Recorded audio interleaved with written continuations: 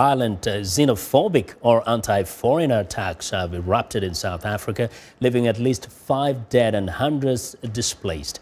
Now, the violence first targeted shops owned by foreign nationals, largely from Somalia and Ethiopia.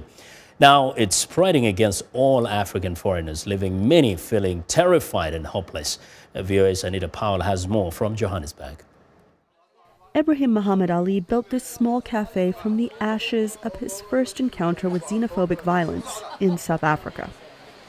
He says he lost his last business, an auto shop, in a 2008 attack.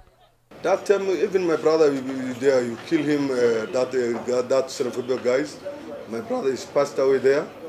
You will kill him and that robbery for xenophobia.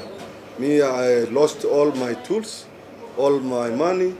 He has good reason to be afraid again.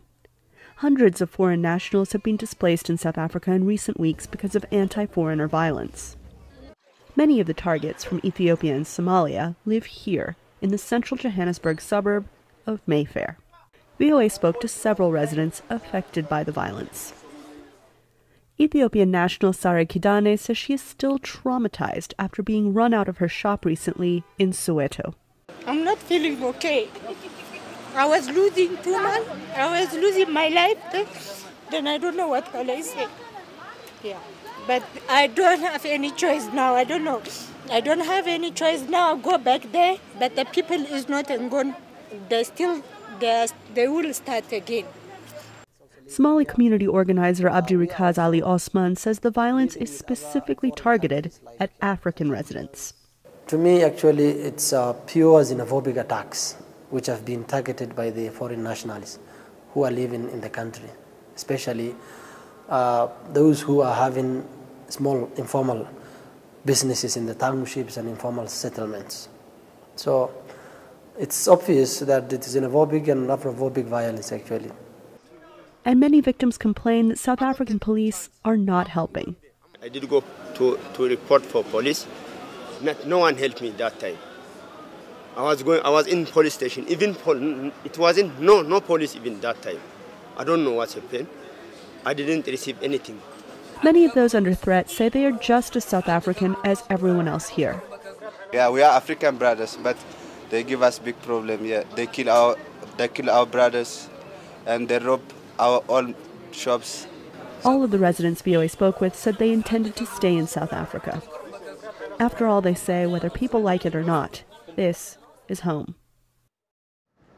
Well, now for more on this disturbing situation in South Africa, viewers, Anita Powell joins us live via Skype from Johannesburg. Anita, give us the latest from today. So today we had more events on the xenophobia front. There was a big march in Durban, that's the southern coastal city, against xenophobia.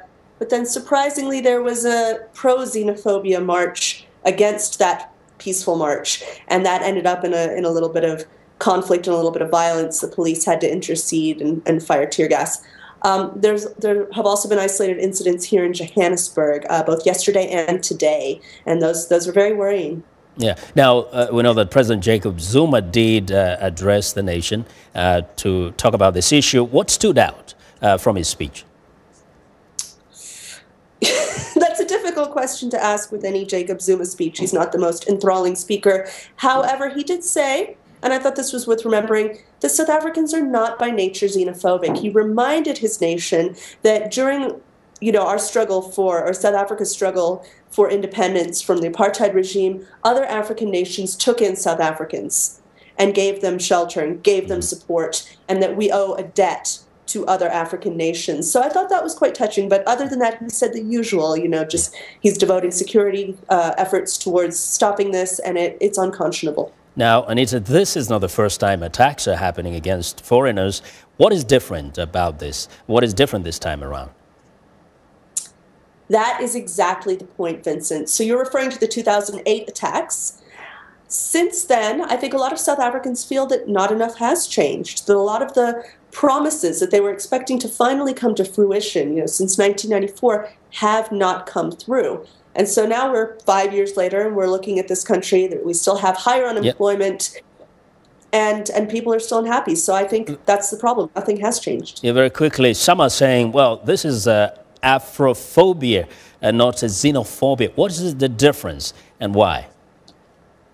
So some of the people saying this in the community are noting that all of the victims are African, and that's largely because of the areas where it's happening, and also it's nationals of Somalia, Malawi, Zimbabwe, not so much this time, and Ethiopia, who are at the poor end of the income scale, and that's just what's happening this time. But there seems to be more of a hatred of the lower skilled, poorer African immigrants than of the many other people in this rainbow nation.